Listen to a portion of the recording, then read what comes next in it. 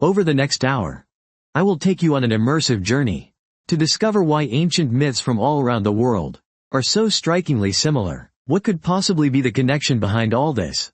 You might want to like and save this video, or play it in the background. Get into a comfortable position, and get ready to drift off to sleep. About 5,000 years ago, on the Mesopotamian plains, which is modern-day Iraq, the Sumerians used sharpened reeds to carve a story into clay tablets. The story says the gods grew annoyed by the clamor of humanity and decided to destroy the world with a great flood. But one kind-hearted god gave a warning in advance to a man named Utnapishtim, telling him to build a great ship, take his family and seeds of every kind of animal, and thus survive the flood. After the waters receded, he released a bird to scout for land. The bird returned, so he released another bird. It did not come back, and that's how he knew that land had emerged. Does this story sound familiar to you? Of course it does, because in the Bible, written thousands of years later, there is an almost identical version. The only difference is the protagonist's name is now Noah, and the ship has become the ark, but the core of the story is nearly identical. God decides to destroy the world. A good man is warned to build a boat and escape. And after the flood, birds are released to scout the land. But what truly gives you the chills isn't just the similarity between the Sumerian myths and the Bible. After all, they are geographically quite close, which could be explained by cultural diffusion. What is truly chilling is that people on the other side of the planet were telling nearly the same story, too. In China, we have the legend of Great Yu controlling the flood. In India, there's the legend of Manu and his ship. In Greece, there's Deucalion and the Great Flood. In Norse mythology, there are the frost giants, and the Great Flood that rose from the blood of Ymir. Even the Aztecs in the Americas tell of a fourth sun destroyed by a deluge. The indigenous people of Australia believed the rainbow serpent unleashed a massive flood. In African mythology, the Yoruba people also have stories of the waters overwhelming the earth. According to the statistics, there are over 500 known flood myths worldwide, spread across 181 nations and ethnic groups. Over 500 accounts, across 181 peoples, spanning 5 continents. Many of these groups were separated by vast oceans and deserts, with absolutely no contact for thousands of years. Yet, they all tell the same story, the god's wrath. A flood that destroys the world, a few survivors, and a civilization beginning anew. Flood myths are just the tip of the iceberg. When you shift your gaze from the floods, and look at all types of ancient mythology, you'll discover something even more baffling. Ancient civilizations across the globe, no matter how far they were separated geographically, or how vast the time gaps between them, or how different their languages and cultures were, their myths all show striking similarities. Creation myths, hero legends, the figures of snakes and dragons, the world tree, journeys to the underworld, sibling progenitors, and creation of humans from clay. These recurring themes, time and time again, appear in civilizations with no connection to one another. So precise, it's as if they were all copied from the same template. Why? Why would the ancient Egyptians living by the Nile, and the indigenous people living in the Amazon jungle, tell such similar stories? Why did the Chinese and the Maya, on opposite sides of the Pacific, both imagine dragon-like, serpent-shaped divine beasts? Why would the Inuit in the Arctic, from the tribes deep in equatorial Africa, people have all, quite coincidentally, believed that there is an underworld after death? Tonight, we are going to peel back this mystery layer by layer. Are you ready? Let's step together into the deepest, most ancient memories of humanity. Chapter 1. Creation Myths. The very first question of every civilization. Before we discuss the similarities of these myths, let's first take a look at just how staggering these similarities really are. We'll start with the most fundamental one, creation myths. Every single human civilization, regardless of its size, always asks the same question. How did this world come to be? And while the details of their answers vary, the underlying structure is shockingly consistent. The first common motif: the world was born out of chaos or nothingness. Chinese mythology says that before the heavens and earth were split, the universe was a mass of chaos, like a giant egg. Greek mythology says that in the beginning, there was only the chaos of chaos. Egyptian mythology says, in the beginning, there was only the primordial water called Nu.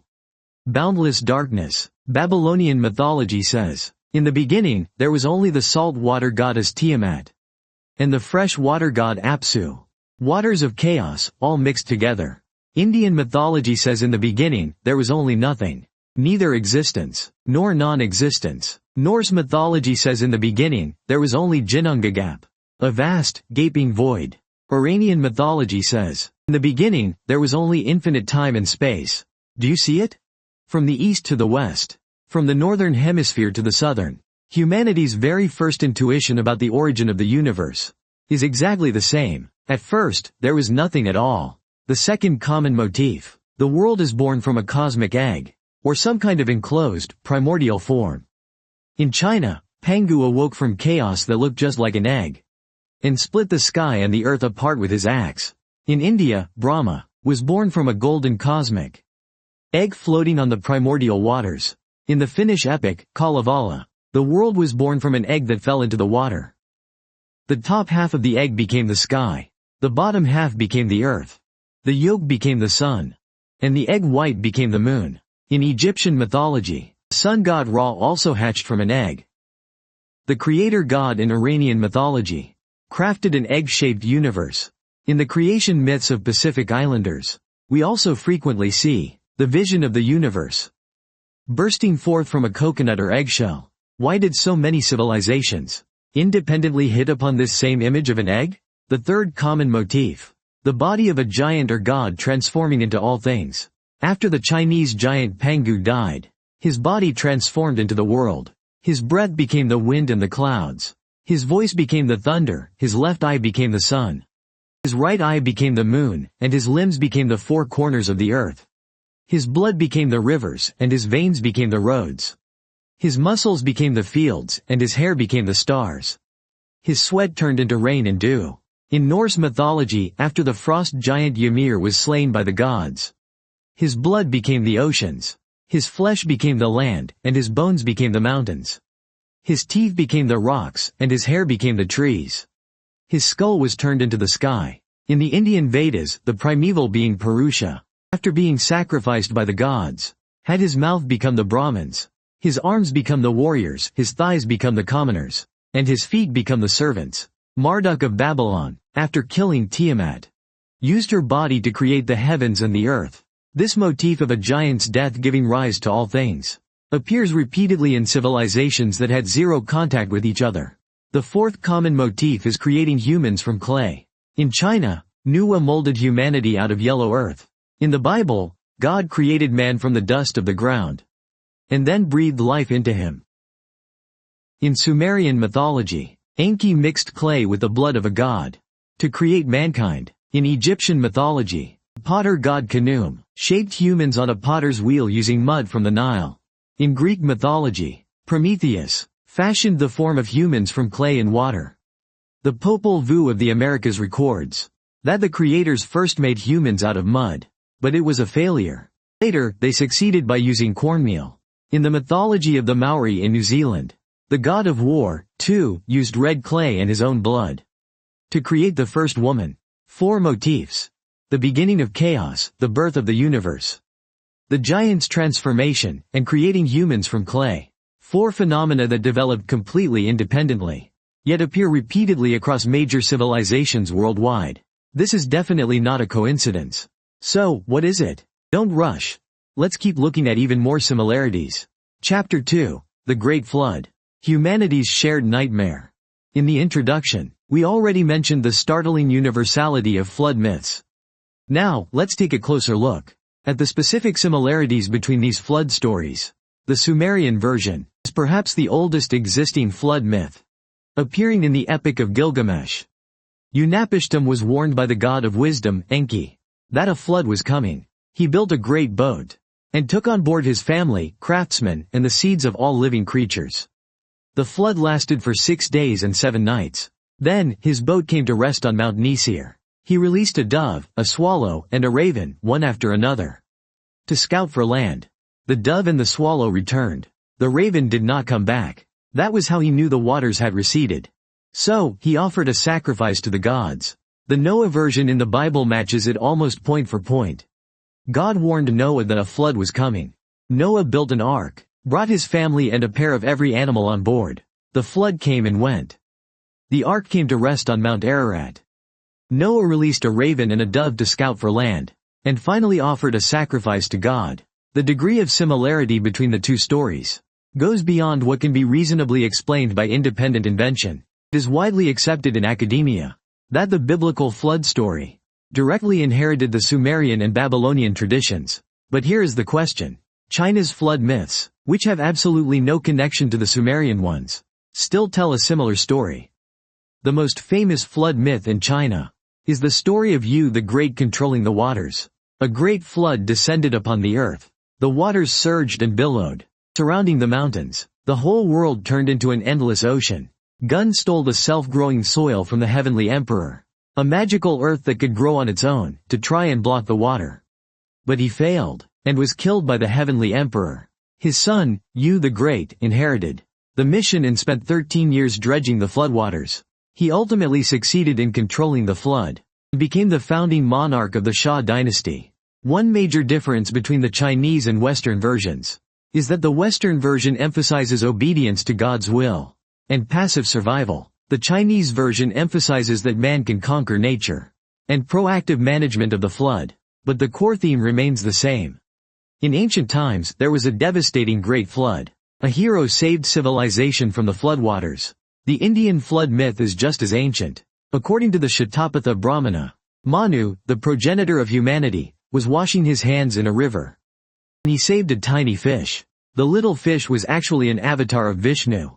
He warned Manu that a great flood was coming, and told him to build a giant ship. After the flood arrived, that fish had grown into a massive creature, using a rope to tow Manu's ship all the way to the top of the Himalayas. Once the waters receded, Manu became the ancestor of the new world. You see, the avatar of the god gave warning in advance to build a ship and escape, then rebuilt the world after the waters subsided. It is almost exactly the same as the Sumerian version. And although there is a possibility of cultural exchange between India and Sumer, the flood myths of both cultures each have their own unique religious contexts, so it is highly unlikely to be a simple case of plagiarism. Let us look at even more distant civilizations. The Aztecs of Mesoamerica believed that the world has gone through 5 sun eras. The 4th sun era was destroyed by a great flood that lasted 52 years. Only one couple survived. By hiding inside a giant cypress tree, the Incas of South America believed that the creator god, Viracocha, wiped out disobedient humanity with a great flood. The Hopi of North America believed that the Third World was destroyed by a great flood, and people escaped by floating on the water in hollow reeds. In the Dreamtime myths of the Australian Aborigines, the rainbow serpent caused a great flood as it moved across the land, reshaping the entire landscape, from Hawaii to New Zealand. Almost every island culture of the Pacific has its own version of a flood myth. 181 ethnic groups, over 500 versions, spanning 5 continents and countless oceans. Long before writing was ever invented, these oral traditions were already in existence. This can no longer be explained away by mere coincidence. So, what exactly is the power driving this astonishing consistency behind the scenes? Chapter 3. Dragons and Serpents, Why the Whole World Fears the Same Monster. Besides flood myths, there is another equally baffling global motif. The snake or dragon. Almost every ancient civilization has some kind of serpentine, mythic beast that usually possesses supernatural powers. In China, it is called the dragon, capable of riding the clouds, conjuring winds, and bringing rain. It is the symbol of emperors. In India, it is known as the Naga, a semi-divine being, half human and half snake, guarding treasures and wisdom hidden deep underground. In Greece, it is the giant serpent Python, a massive snake that guarded the oracle of Delphi, before being slain by the sun god, Apollo. In Norse mythology, it is Jormungandr, the world serpent that encircles the entire earth, and during Ragnarok, meets its end alongside Thor, the god of thunder. In Egypt, it is Apep, the giant serpent that tries to swallow the sunboat every single night. It is the embodiment of chaos and darkness. In Central America, it is the feathered serpent god, Quetzalcoatl, a snake adorned with wings and feathers, serving as a symbol of civilization and wisdom. In Australia, it is the rainbow serpent, a primordial deity that created the rivers and the valleys. In many cultures across Africa, the snake is the incarnation of ancestral spirits, and a symbol of the cycle of life and death. Notice the key similarities here. These images of snakes and dragons are not just simple snakes. Across different civilizations, they perform shockingly similar symbolic functions. First, almost all these dragons and serpents are linked to water. The Chinese dragon controls the rain. The Indian Naga dwells beneath the water. The Norse Jormungandr lives in the sea. And the Australian rainbow serpent created the rivers. Second, the serpent dragon. It is almost always associated with the duality of creation and destruction. They can be benevolent, or they can be malevolent. They are guardians, yet also destroyers. The Chinese dragon is an auspicious symbol, but it can also bring forth floods. The Indian Naga guards treasures, but can also be deadly. The Norse Jormungandr both maintains the stability of the world, encircling the earth, and will eventually destroy it at the end of time. Third, the serpent dragon is almost always associated with wisdom or knowledge. The serpent tempted Eve, leading her to eat the fruit of knowledge. In Greek mythology, serpents guard the divine realms, while the Indian Naga guards ancient knowledge. The feathered serpent of Mesoamerica is the creator of civilization. Why, oh why, have all human civilizations, without exception, created a serpentine entity that is associated with water, represents the duality of creation and destruction, and is linked to knowledge? One explanation is evolutionary psychology. Snakes were one of the most ancient natural enemies of the primate ancestors of humans. Throughout millions of years of human evolution, those individuals who could quickly identify and fear snakes were more likely to survive and pass on their genes. Experiments have proven that even infants and monkeys who have never seen a snake before show, when presented with images of snakes, a faster recognition response compared to other animals, and a much stronger fear reaction. This instinctive fear of snakes is deeply imprinted in our genes. When our ancestors began to create myths, the snake naturally became one of the most powerful symbolic images. It is both terrifying, because it can be deadly, and yet mesmerizing, because it sheds its skin to be reborn and remains closely connected to the earth. Because they slither along the ground. These biological traits serve as a natural foundation for the multifaceted symbolic roles snakes play in mythology. However, evolutionary psychology can only explain why snakes appear in myths, but cannot fully explain why snakes across such diverse civilizations share such remarkably similar symbolic functions. To answer this deeper question, we need a different theory. But before that, let me add some even more astonishing similarities between snakes and dragons. There is a snake image that is incredibly widespread throughout the world. The Ouroboros, a snake biting its own tail, forming a perfect circle. This image appears in the tomb murals of ancient Egypt, in the alchemy texts of ancient Greece, and in Norse mythology, where Jormungandr bites its own tail, encircling the world. It appears in Hindu and Buddhist art, in Aztec stone carvings, and even in the bronze patterns of China's Shang and Zhou dynasties. A snake biting its own tail. How could this highly specialized, geometric image emerge independently in civilizations that were completely isolated from one another? Carl Jung believed the Ouroboros is a universal archetypal symbol. It represents a cycle with no beginning and no end, the unity of death and rebirth, and the fusion of opposing forces. It wasn't learned through culture. It emerged spontaneously from the deepest layers of the human psyche.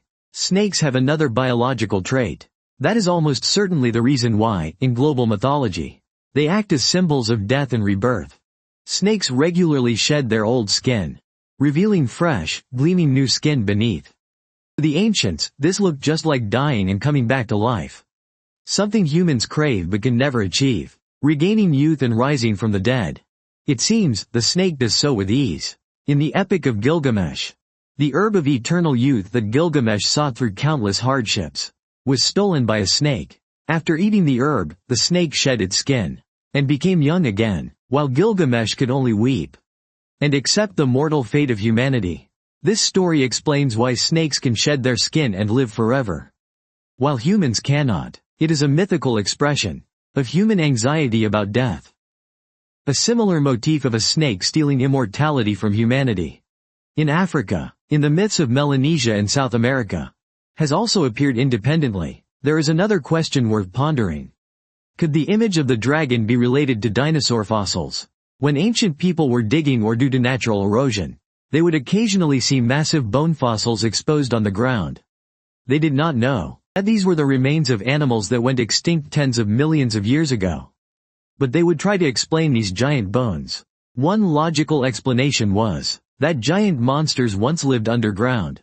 In ancient China, there was indeed a tradition of calling dinosaur fossils dragon bones, and using them as medicinal ingredients. On the island of Samos in Greece, ancient people discovered huge skeletons of prehistoric animals, and believed they were the remains of monsters killed by Heracles. Perhaps, just perhaps, one source of the global dragon and giant serpent myths lies in the confusion and imagination of ancient people regarding fossils. Chapter 4, The Hero's Journey, a story told for 10,000 years. In 1949, the American mythologist Joseph Campbell published a book called The Hero with a Thousand Faces. This book later changed the way stories were told across all of Hollywood. George Lucas once openly said that Star Wars was designed according to Campbell's theories. But Campbell's true contribution does not lie in its influence on the film industry. It lies in the fact that he discovered a shocking truth. Hero stories from every culture across the world are almost all telling the exact same story. Campbell called this shared narrative structure the monomyth. In English, it's called the monomyth. Its basic structure is as follows. In the first stage, the hero lives in the ordinary world, and then receives a call to adventure. It might be a prophecy, a crisis, or guidance from a mentor. The hero might initially refuse the call, but eventually sets out on their journey. In the second stage, the hero enters an extraordinary world, perhaps the underworld, a divine realm, the wilderness, or enemy territory. There, they undergo a series of trials and challenges, encountering both allies and enemies, and ultimately facing the greatest challenge of all, usually a final showdown with a monster or a villain. In the third stage, after the hero triumphs, they return to their ordinary world, bearing some kind of boon, perhaps treasure, knowledge, power, or a new identity. Their return brings blessings to their people. Now, let's use this template to compare the heroes of various civilizations. Take the Greek legend of Odysseus. He left his home in Ithaca to fight in the Trojan War. That was the call. On his journey home, he faced countless trials. The Cyclops, the Sirens, and a journey to the underworld. These were his ordeals. Finally, he returned home and defeated those who were courting his wife. That was his return. Take Gilgamesh of Sumer. After learning of the death of his dear friend Enkidu, he set out on a journey to find eternal life. That was his call. He crossed the path of the sun and the sea of death. Which were his trials? He found the survivor of the great flood and the herb of youth, but eventually lost them. He returned home with wisdom, though not with immortality. Or China's Sun Wukong. Born from a stone, he mastered supernatural powers, and embarked on his own legendary journey. Summoned, uproaring the heavenly palace. Imprisoned beneath the Five-Finger Mountain. The trial, following the monk on the journey to the west. Subduing demons and monsters along the way. Through trials, ultimately attaining Buddhahood. The return and transformation. Rama of India, exiled into the forest. The call. His wife Sita is abducted by the demon king Ravana. The crisis. Rama leads an army of monkeys on an expedition to Lanka, defeating Ravana. Trials and the final battle. Returning to Ayodhya with his wife. Ascending to the throne as king. The return. Sigurd of Northern Europe. Learned runes and swordsmanship. The mentor slays the dragon Fafnir, obtaining the treasure and the gift of dragon blood. The ability to understand the language of birds. Trials and boons. Sundiata of Africa, founder of the Mali Empire. Disabled in childhood and sent into exile. Later, gathering 7 powers to defeat the tyrant Sumanguru. Establishing a new empire. Omataro of Japan, born from a peach. Leading a dog, a monkey, and a pheasant to Onigashima to defeat the ogres. Returning home to the old couple with the treasure. Do you see it? From the Mediterranean to East Asia. From Africa to the Pacific Islands. The story of the hero. All repeat the same 3-act structure. Departure, trial, and return. The details vary infinitely. The hero could be a king, a monkey, a little boy, or a demigod. But the skeleton of the story is like a melody, across different civilizations, played repeatedly on different instruments. Campbell believed that the hero's journey is universal, because it corresponds to the universal process of human psychological growth. Everyone goes through the experience of leaving their comfort zone to face challenges. The psychological journey of returning after achieving growth. Adolescence is a hero's journey. And so is every major turning point in life after you become an adult. Hero myths aren't just telling an external adventure story. Instead, they use metaphors to describe an internal psychological process. The process of self-discovery, self-transcendence, and self-integration. And because this psychological process is shared by all of humanity, the stories that describe it are also common to all of mankind. Chapter 5. Jung's collective unconscious. Dreams buried deep within the genes of all humanity. If Campbell discovered that various civilizations shared structural similarities in their myths, then his mentor, the Swiss psychologist Carl Jung, proposed an even bolder theory. To explain this similarity, the collective unconscious, Jung noticed that his patients repeatedly saw certain visions in their dreams.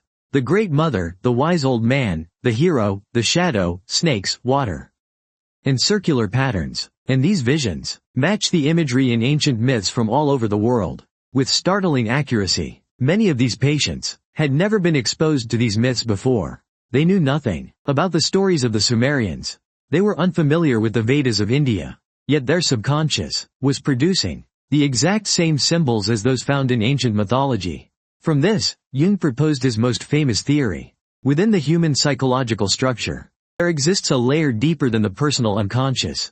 The collective unconscious. The personal unconscious contains your own suppressed memories and experiences. The collective unconscious is shared by all of humanity. An innate psychological structure. It doesn't come from your personal experiences.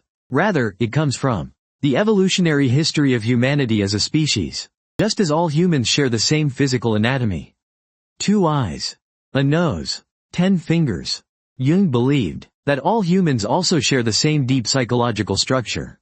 And these deep psychological structures spontaneously generate certain specific images and story patterns. Jung called these archetypes. Jung defines several major archetypes: the Great Mother, who represents fertility, nourishment, and the earth, but also symbolizes devouring and death. In mythology, she manifests as various mother goddesses, like Gaia in Greece or Kali in India, Nuwa in China or Isis in Egypt.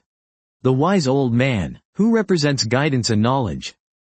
In mythology, he appears as prophets, wizards, and mentors, such as Hermes in Greece, Odin in Norse mythology, Laozi in China, or Gandalf, the hero, who represents the strength and courage of the ego, fulfilling the self by conquering monsters and completing missions.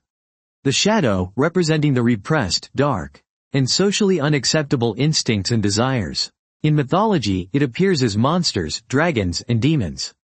Anima and Animus, representing the feminine side within the male psyche, and the masculine side within the female psyche. Jung's theory explains a question that Campbell did not fully address. Why are these specific stories and images recurring all over the world, and not others? The answer is that these stories and images correspond to the deepest archetypes within the human psyche. Every human being, regardless of where they are born, or what culture they belong to, has a Great Mother archetype in their subconscious. That is why every civilization spontaneously produces the image of a mother goddess. Every human being has a hero archetype within them. That is why every single civilization tells the same story of a hero conquering a monster. These archetypes aren't the result of cultural diffusion. They are pre-installed programs deep within the psychological hardware of our species. It's just like this. If you were to turn on 1,000 brand new, completely disconnected computers, they would all display the exact same startup screen. Not because they copied each other, but because they are all running the same operating system. The collective unconscious of humanity is that operating system. It doesn't matter if you were born in Africa or the Arctic, 3,000 years before the Common Era or 2,000 years after. Deep within your mind, you are running the same archetypal programs. When you start to make sense of the world through stories, these archetypes automatically emerge, turning into dragons, heroes, or great floods, or the cosmic egg of creation. Jung also had a particularly fascinating observation about dreams. He discovered that, in our dreams, we produce imagery that is remarkably similar to ancient myths. Even if the dreamer has absolutely no knowledge of those myths. A modern white-collar office worker might see a giant serpent in a dream, coiled around a great tree. This is almost identical to Jormungandr, the world serpent of Norse mythology, or the serpent in the Garden of Eden from Genesis, winding around the tree. It is almost exactly the same. Jung believed that this proves archetypes are not products of culture. Culture and dreams are both products of archetypes. The archetype comes first, and the story follows. Jung once gave a famous example. A European woman who knew nothing of Indian culture suddenly said to Jung, "There is a black snake in my stomach." Jung initially thought she was mentally unstable. But later he realized that what she was describing was exactly the concept of the Kundalini serpent in Indian yoga, a serpent of power, sleeping at the base of the spine. This woman could not have learned such an image from her culture. She had never been exposed to Indian philosophy. From this, Jung concluded, it is a collective, cross-cultural symbol. It does not stem from personal experience, but from the human species, the deep psyche shared by all of us. He argued, even if these images seem completely foreign to us, we possess them nonetheless, because we are all human beings, much the same. This phenomenon, where one dreams of the core symbols of a culture they've never encountered, kept recurring in Jung's clinical practice. Patients would dream of mandalas, those circular, symmetrical patterns. Despite never having seen a Tibetan Buddhist sand painting, patients would dream of a mother devouring her own child, even though they knew nothing of the Greek myth, where Cronus swallows his own children. Patients would dream of golden sun rising from dark waters, without ever having read the Egyptian creation myths about the sun being born from the primordial waters. These cases led Jung to become increasingly convinced that myths are not just stories made up by the ancients. They grow naturally from the deepest recesses of the human psyche. It is as natural as a tree growing from the soil. The ancients were simply being faithful recorders of the images that welled up from the depths of their souls. And because the deep psyche of all humanity shares the same soil, the trees that grow from it look strikingly similar. Chapter 6. The same sky. All ancient people were looking at the same universe. Jung's theory of the collective unconscious is very persuasive, but it is not the only explanation. There is another, much simpler interpretation. Perhaps the reason ancient myths are so similar is simply because all ancient peoples were facing the same natural environment. Just think about it. Whether you live by the banks of the Nile in Egypt, or by the Yangtze River in China, or perhaps as an indigenous person near the Amazon, the natural phenomena you witness every day are almost exactly the same. The sun rises in the east every day, and sets in the west. But where does it go after that? The moon waxes from a new moon to a full moon every month, only to wane back to a new moon again. Why do the stars slowly rotate across the night sky? What are they, really? Thunder and lightning. Who is it that's throwing a tantrum when the floods come? Who is it that's doling out punishment? The changing of the four seasons, the growth of the crops, the birth, aging, sickness, and death of human beings. What is the hidden law behind all of this? The ancients didn't have modern science to answer these questions, but they possessed a powerful tool, metaphor. They would take the natural phenomena they couldn't understand, and draw analogies to the things they did understand. The sun is born in the east every day, dies in the west, and is reborn the next morning. Doesn't that sound just like a god who experiences death and resurrection every single day? And so, the stories of sun gods were born. The moon dies into a new moon every month, then is reborn as a full moon. It's like a cycle of life and death, repeating over and over. The change of the seasons.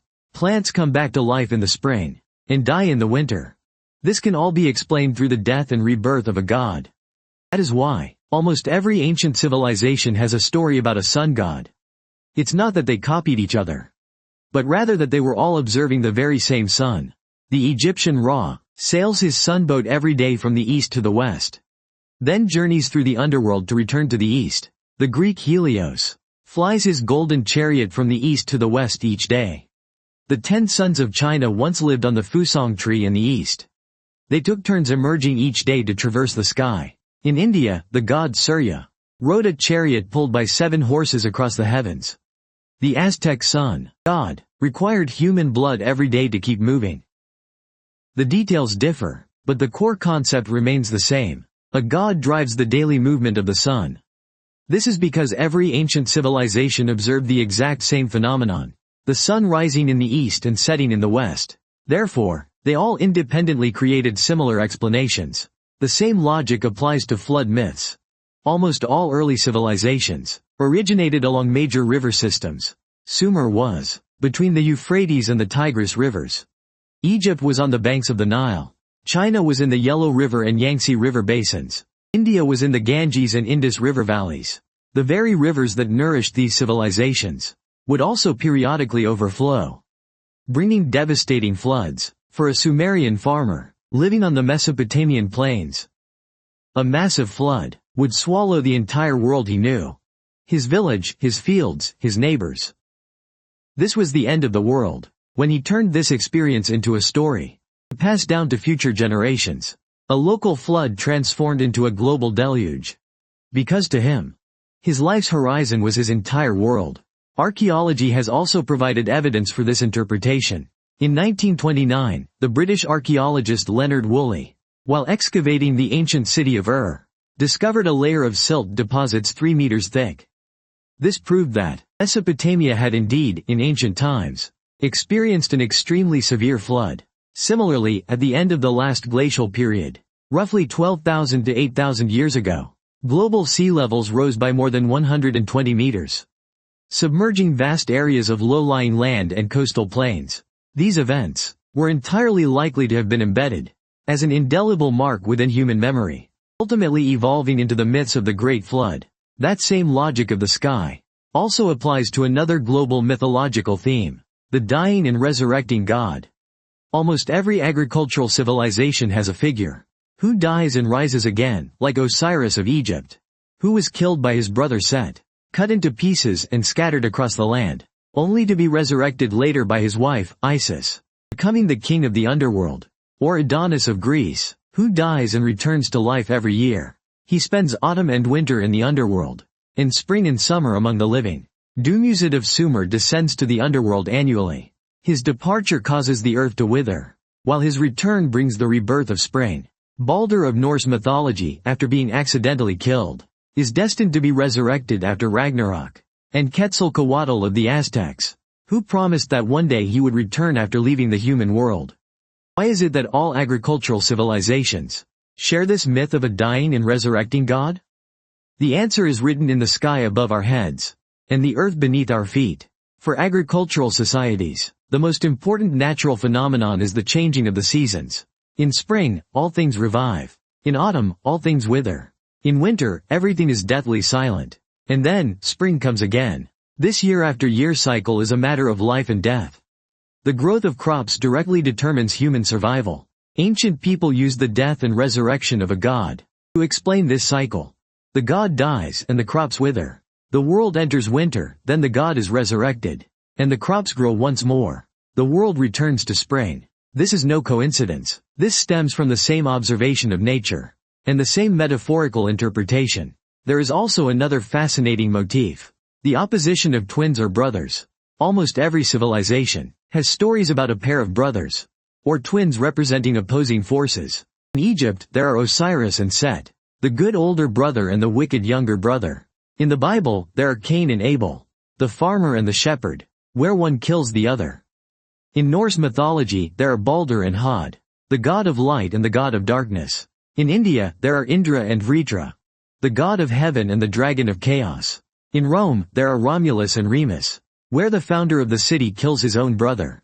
In Persia, there are Ahura Mazda and Angra Mainyu, the eternal conflict between the god of good and the god of evil. Why? Because the human brain is naturally wired to understand the world through binary oppositions.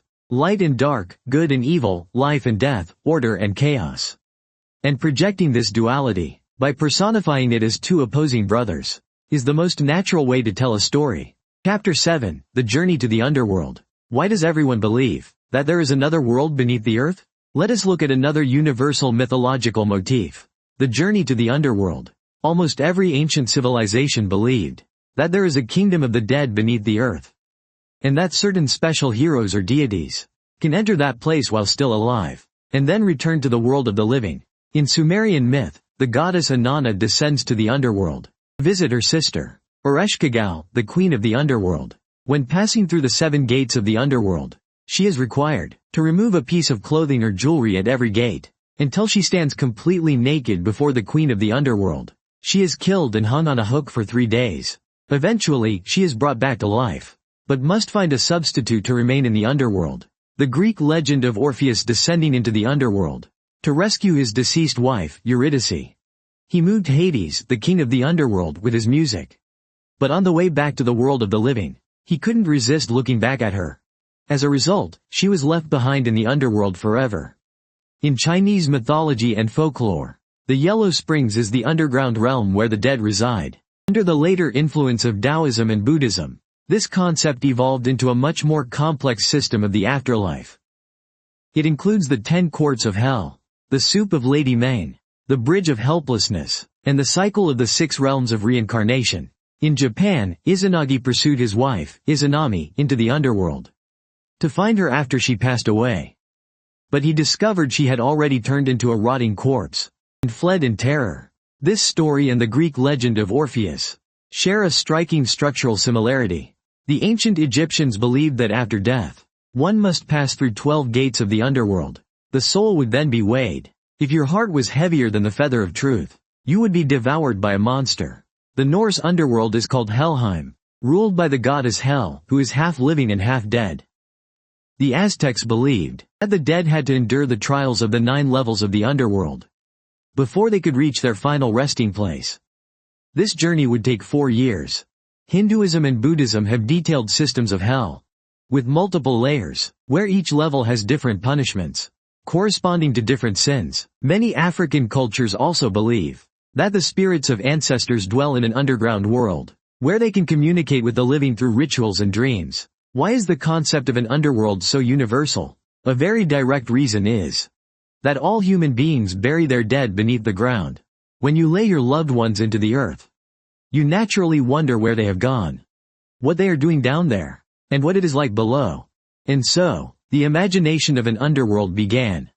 And humans have always had experiences exploring caves, walking into a dark, cold, and unknown underground space. That feeling is a lot like death. Therefore, the underground is equivalent to death, equivalent to another world. This chain of associations for all human beings is completely natural. If you dig a layer deeper, the true theme of a journey to the underworld isn't about the geography beneath our feet, but about a journey deep within the psyche.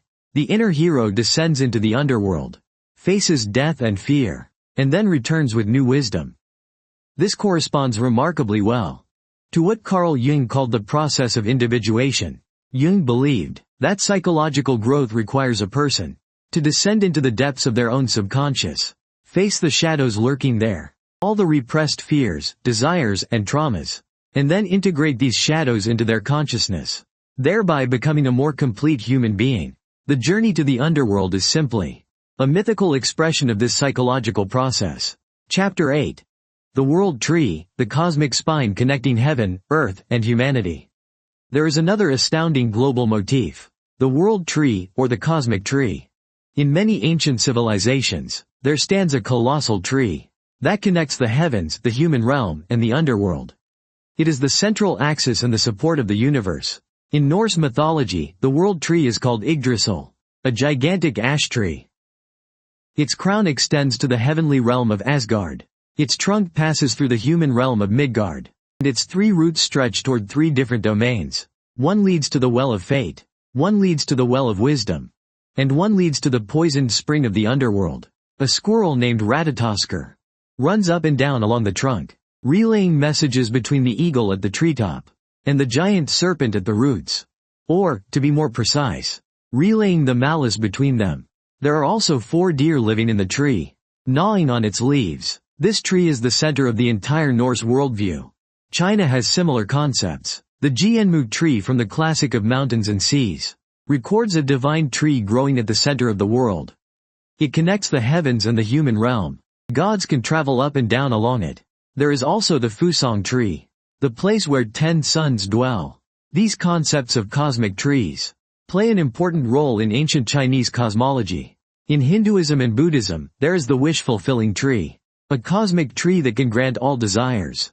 Its roots are in the heavens, and its branches hang down toward the earth. The Buddha, Shakyamuni, attained enlightenment under a Bodhi tree. Here, the tree symbolizes a path to higher consciousness. The Maya have the ceiba tree, a massive cotton tree growing from the underworld to the heavens, serving as the central pillar of the universe. In Mayan cosmology, this tree connects 13 layers of heaven and 9 layers of the underworld. Siberian shamanic traditions also feature a world tree. Shamans enter a trance to climb up the world tree to reach the heavens, or climb down the world tree to enter the underworld. The world tree is a passage for the shaman's soul journey. The Dogon people of Africa believe the universe has a central pillar connecting heaven and earth. On ancient Mesopotamian seals, motifs similar to the tree of life often appear. Why did all these civilizations imagine a tree that connects heaven and earth? One explanation is quite simple. Trees are the most magnificent living things in nature. Their roots reach deep into the underworld. Their trunks traverse the human world on the ground, and their crowns reach toward the sky and the heavens. They are the perfect vertical axis in nature. If you want to symbolically connect the three worlds, upper, middle, and lower, a tree is the most intuitive choice. But a deeper reason might be that humanity needs a symbol of cosmic order. Facing a seemingly chaotic natural world, the ancients needed to believe that some kind of structure existed, some kind of order, some kind of center. The world tree is the physical manifestation of that order. It tells you that the universe has a center, has directions of up, down, left, and right, and has pathways connecting every level. In a world without maps, without GPS, and without cosmological theories, a tree connecting heaven and earth was the best model of the universe. And because all ancient peoples faced the same cognitive needs, the need to understand the structure of the universe, that is why they independently created similar cosmic models. The world tree also holds a more personal meaning. It is a metaphor for the human body. You stand on the earth, your feet planted in the soil of the lower realm, your body standing upright in the middle realm, your head reaching toward the sky of the upper realm. You yourself are a small world tree. In the Indian yoga tradition, there is the concept of the spine. The human spine is like a miniature world tree. Energy rises from the root chakra at the very bottom, traveling up the spine to the crown chakra at the top of the head, opening up 7 energy centers. This is so similar to the imagery of the squirrel on the Norse world tree, running up and down the trunk, carrying messages. Perhaps the reason the world tree appears across the globe isn't just because the ancients saw real trees, but more because, within their own upright bodies, they felt a vertical cosmic axis. It is worth mentioning that there is often a snake on the world tree. At the roots of the Norse Yggdrasil lies a giant serpent, Nidhogg, gnawing at the roots of the tree, day and night. The life of the Garden of Eden, the serpent that tempted Eve coils around the tree. On the ceiba trees of Central America, images of the serpent also frequently appear. The serpent coiled around the tree. This is yet another highly specific, complex phenomenon that recurs across completely isolated civilizations. The serpent represents subterranean power, chaos, and rebirth. The tree represents order, growth, and connection. The serpent coiled around the tree is the entanglement of chaos and order. It is the intertwining of death and life.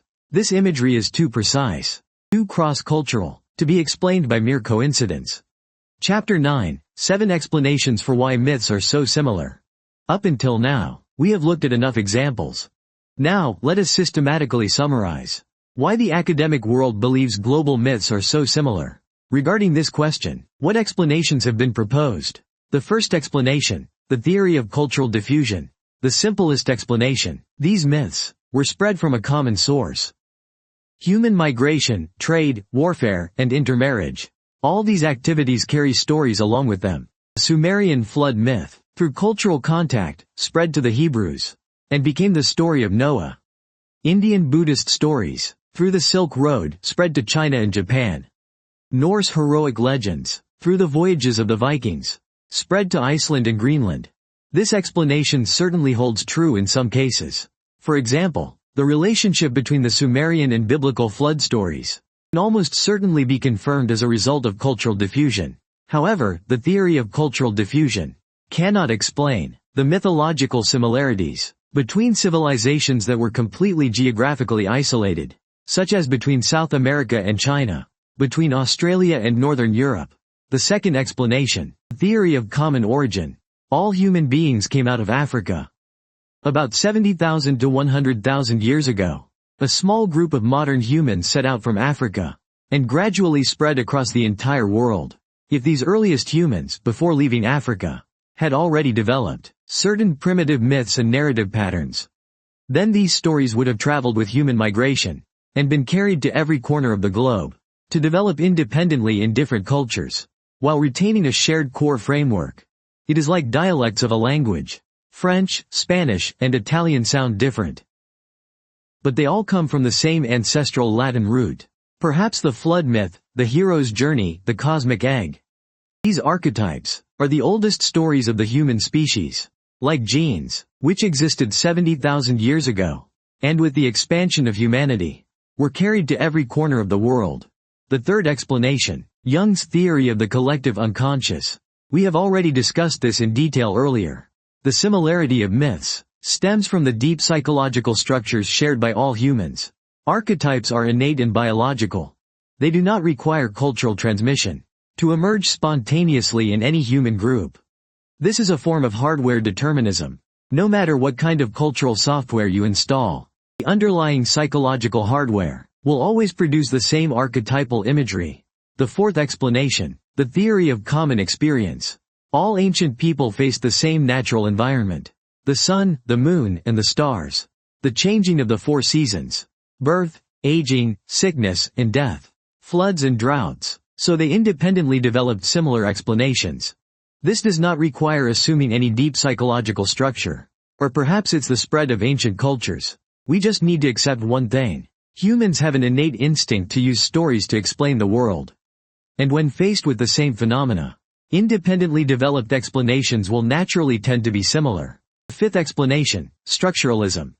The French anthropologist Claude Lévi-Strauss proposed that all myths are constructed from a set of basic binary oppositions: light and darkness, life and death, nature and culture, male and female, heaven and earth. These binary oppositions are the fundamental way humans perceive things. Our brains are naturally inclined to divide the world into opposing poles, and the function of myth is to mediate these oppositions. By telling a story, to ease seemingly irreconcilable contradictions, since the brains of all humans perceive the world using the same binary oppositions, it follows that all human myths exhibit similar deep-seated structures. The sixth explanation, functionalism. Myths don't exist to explain the world. They exist to maintain social order. Creation myths provide the foundation for the legitimacy of power. Our king is a descendant of the sun god. Hero myths provide behavioral models for society. You should be as brave as a hero. Flood myths provide warnings for moral standards. If you violate the laws of the gods, a great flood will come. Because all human societies need to maintain order, educate their descendants, and explain the origins of power, they have all independently developed myths with similar functions. The seventh explanation, perhaps the most fascinating one, the theory of ancient memory. Maybe those myths are actually about real events. Not real in the literal sense, but rather distorted memories of genuine ancient occurrences. The Great Flood might have actually happened when the last ice age came to an end, and sea levels rose, submerging vast coastal settlements. For the people of that time, it was truly an apocalyptic-level catastrophe. Dragons and giant serpents, they might correspond to the real encounters our ancestors had with massive reptiles, crocodiles, giant pythons, even dinosaur fossils. Giants might represent the contact early Homo sapiens had with Neanderthals and other ancient human species. Those species were, in terms of physique, indeed taller and stronger than Homo sapiens. These real-life experiences, through generations of oral tradition, were constantly exaggerated, mythologized, and turned into symbols, eventually becoming the myths and legends we see today. Chapter 10. The first story under the stars. Why do humans need myths? Let us shift our focus from why myths are so similar to a more fundamental question. Why do humans create myths at all? Why does this species, the only storytelling species on Earth, so desperately needs stories to understand the world? Imagine a night 100,000 years ago. On the African savanna, a small group of Homo sapiens is huddled around a campfire. The Milky Way stretches across the sky, and the moon is bright and quiet. In the distance, the calls of wild beasts can be heard. Earlier that day, one of them was nearly mauled to death by a cheetah. How did he manage to escape? By turning that experience into a story. Stories make experiences something that can be passed on, remembered, and analyzed. After the others listened to the story, they learned in what situations a cheetah might attack, and how they should run away. The story became a tool for survival, a tool to transform individual experience into collective knowledge. But the human brain is not satisfied with just telling what happened. It also has to ask, why? Why does the sun rise and set every single day? Why do people have to die? Why is a river calm at times, but prone to flooding at others? Why do crops flourish in some years, and in other years there's absolutely nothing to harvest? Questions like these, the whys of the world, back in an age before science existed, could only be answered through myths. Myths were humanity's earliest form of scientific theory, even though they relied on metaphors and personification. Rather than mathematics and experiments, their function remained the same, to provide causal explanations for natural phenomena, making the chaotic world feel understandable. Cognitive scientist Pascal Boyer once proposed an intriguing point of view. The human brain, by its very nature, is a hyperactive agency detector. In other words, our brains have a tendency to look for and perceive intentional agents behind natural events. If you hear a branch snap in the jungle, your first reaction isn't, "Oh, it's probably just the wind." It's, "There's something over there." Your brain defaults to the assumption that the sound was made by a purposeful creature, quite possibly a predator. This cognitive bias was an evolutionary advantage. It's better to make 100 false alarms thinking the wind is a leopard than to miss even one actual leopard. But this tendency toward hyperactive agency detection also means that humans are naturally inclined to interpret natural phenomena as the actions of some intentional being. The sun rises because a sun god is driving a chariot. Thunder happens because a thunder god is angry. Floods occur because a water deity is punishing us. This is the psychological foundation of personification. And it is the psychological foundation of all mythology. So, myths are not just the products of primitive ignorance. They are the inevitable outcome of our unique human cognitive structure. Our brains are hardwired to search for causes, hardwired to see intent, and hardwired to perceive the world as a meaningful story. And because all of humanity shares this same brain structure, that is why the stories and myths created by all of humanity naturally share such striking similarities. Joseph Campbell once famously said, "Myth is the public dream, and the dream is the private myth."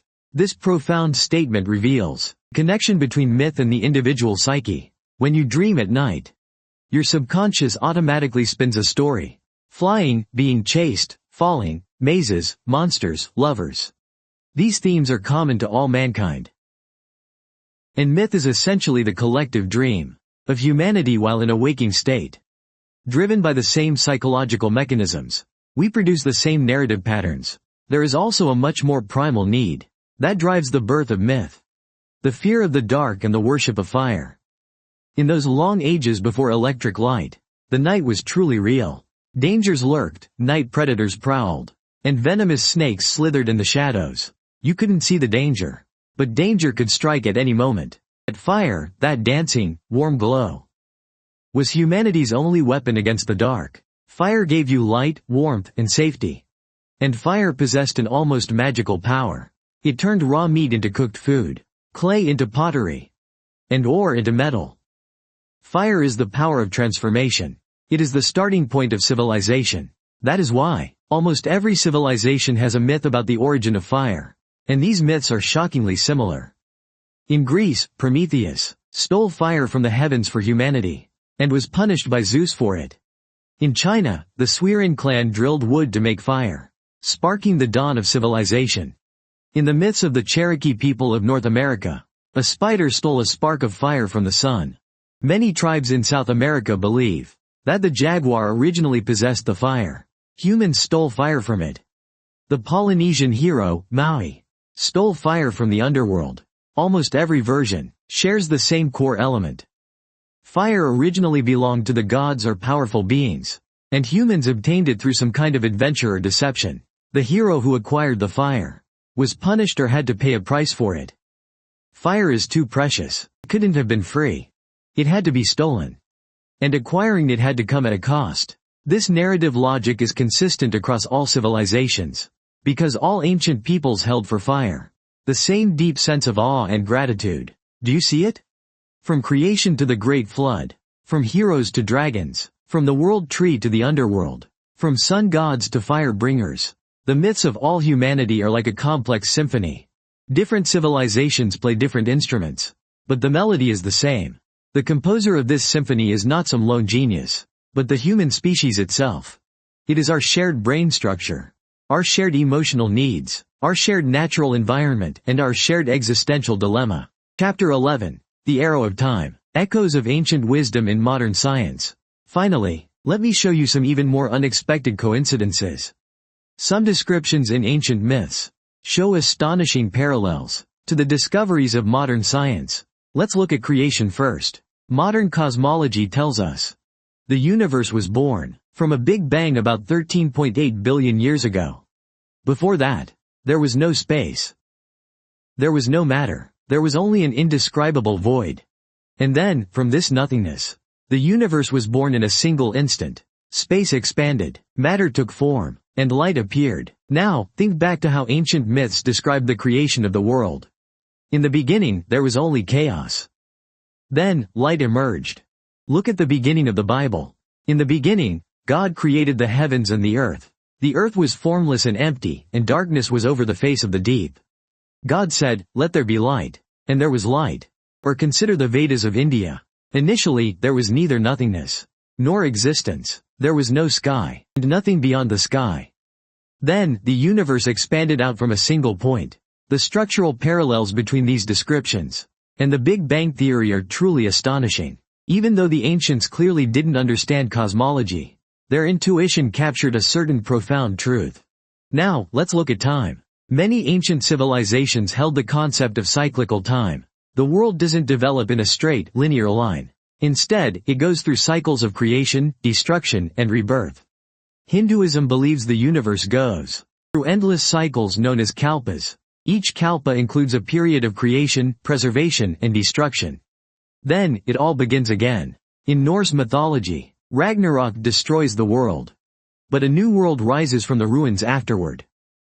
The Aztecs believed that the world has passed through 5 sun ages. Modern cosmology has some theories, although they haven't been proven yet, that suggest the universe might be a cycle of Big Bang expansion, followed by an eventual contraction.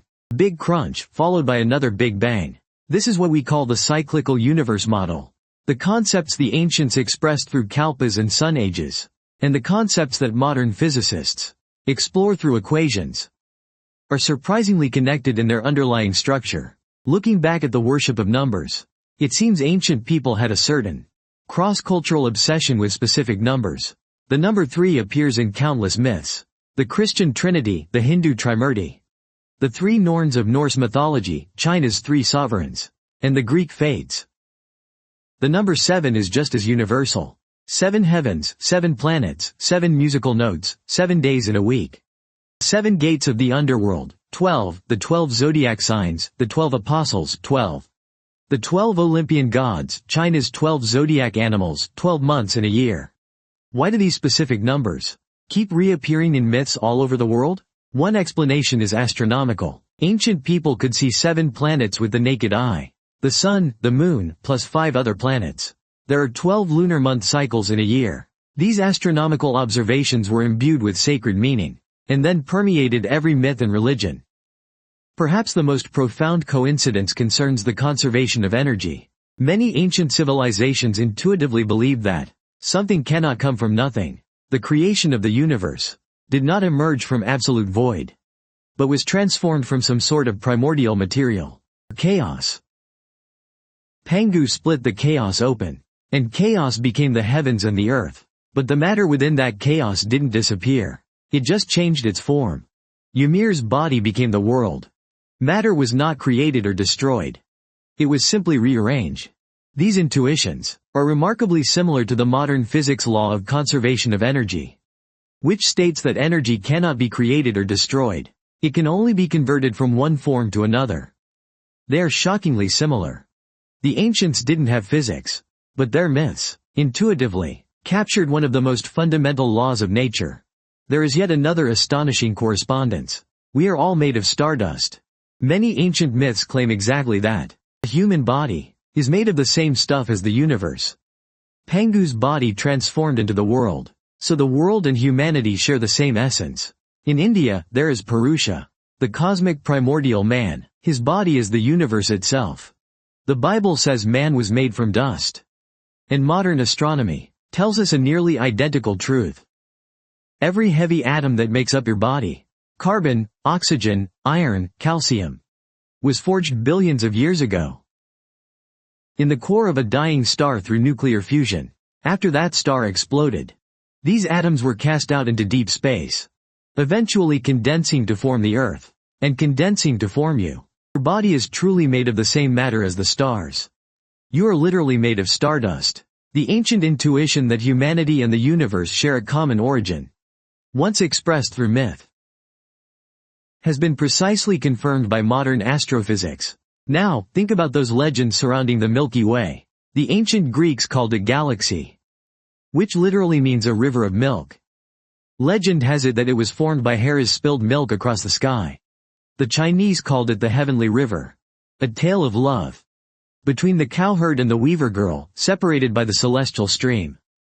In Hindu mythology, the Milky Way is a sacred river flowing down from the heavens. The Maya saw the galaxy as a path to the underworld. The Norse people viewed the Milky Way as the path for the souls of kings to reach the afterlife. The Egyptians saw the galaxy as a heavenly Nile. All the ancients looked up at the same band of light, weaving stories for it in their own languages. Yet, the core themes of those stories are strikingly similar. The Milky Way is a road connecting the here and the hereafter, the world of the living and the world of the dead. Perhaps this is because of the galaxy's visual form, a hazy band of light stretching across the sky, naturally evoking images of roads and rivers. The same sky, the same visual input, creating the same poetic associations. Perhaps these coincidences aren't really coincidences at all. They might be hinting at a deeper truth. Human intuition, especially when expressed through myth and poetry, deep intuition, can sometimes touch the very heart of the truth, even if the one who possesses that intuition doesn't fully grasp the scientific details of that truth. Perhaps in a certain sense, myth is a form of pattern recognition that humanity was already engaged in long before science was ever born. Using stories instead of equations, using metaphors instead of data, but pointing toward the very same cosmic truth. Chapter 12, the story is far from over. The new myths of modern humanity. You might think that myths are just things from ancient times, that we modern people have science, and therefore no longer need myths. But the reality is far from that. Just look at the most popular stories of today. Star Wars, Harry Potter, The Lord of the Rings, the Marvel Universe. They are essentially modern retellings of ancient myths. The story of Luke Skywalker is a classic hero's journey, setting out from a desert planet, receiving guidance from a mentor, enduring trials, facing the temptations of a dark father figure, finally overcoming evil, and returning to the light. Harry Potter's story is also about an orphan, chosen to enter a magical world, going through tests, facing a dark lord, and ultimately defeating evil through self-sacrifice. Frodo taking the One Ring on a quest, leaving the comfort of the Shire, traveling through a dangerous and unknown world, completing his mission at Mount Doom and returning home. These stories, the reason it resonates with billions of viewers around the world, isn't because of how great the special effects are, but because it touches something deep within the human heart, the most ancient of archetypes. Even science itself is creating new myths. Isn't the Big Bang Theory just a creation myth? In the beginning, there was nothing. Then a single point exploded, and the universe was born. Isn't the theory of evolution just a transformation myth? At first, there were only simple cells. Then they slowly turned into fish, turned into amphibians, and finally turned into humans. I'm not saying that science isn't true. The Big Bang and evolution are supported by a massive amount of evidence. What I'm saying is, even scientific truths, when understood and spread by ordinary people, will naturally take on the form of myths. Because the human brain is designed to process stories. The way we understand the world is by turning it into a narrative with a beginning, a middle, and an end. In his later years, Campbell said something very insightful. He said one of the biggest problems in modern society is the loss of myth. We have lost those grand narratives that once connected the individual to the community, humanity to nature, and life to death. The ancients had creation myths, telling them where the world came from. They had hero myths, telling them how one should live. They had afterlife myths, telling them what death is. But modern people are caught between the objective world of science and the superficial world of consumerism, often feeling a deep sense of meaninglessness. We know the universe has a history of 13.8 billion years. But we don't know what this means for our own lives. We know that humans are the product of evolution. But we don't know whether this makes life more meaningful or even more meaningless. Perhaps we need a new mythology. Not to replace science, but to give science meaning and direction. The moment you are experiencing right now. Lying in bed late at night, pondering questions about mythology, the universe, and the human soul, is actually a miniature hero's journey.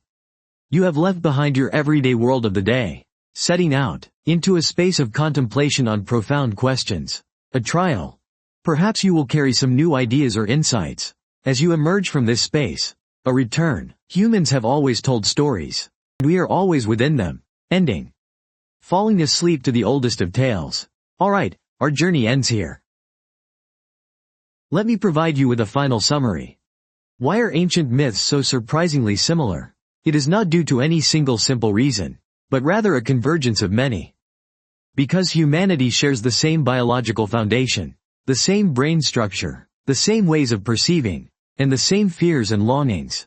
Because humanity faces the same natural environment, the same sun, the same moon, the same cycle of birth, aging, sickness, and death.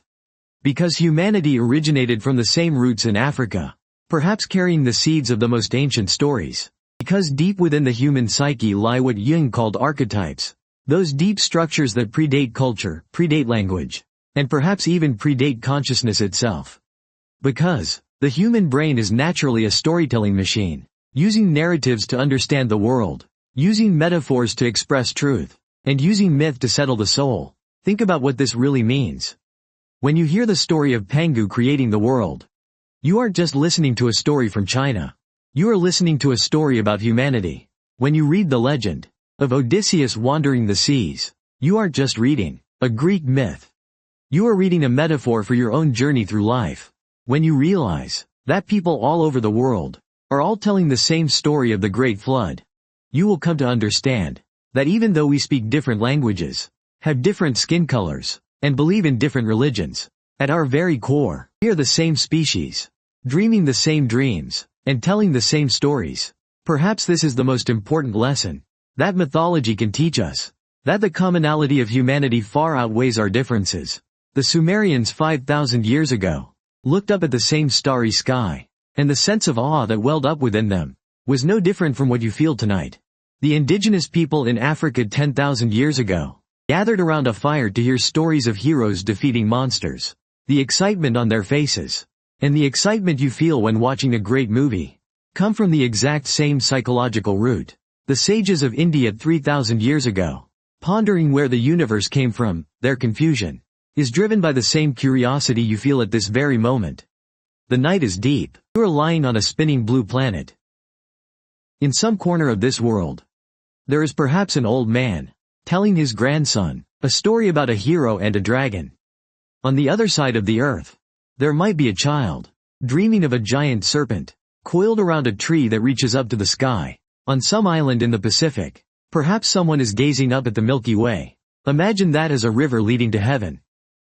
And you are right at the crossroads of these stories, listening to the oldest echoes of humanity, slowly drifting off to sleep.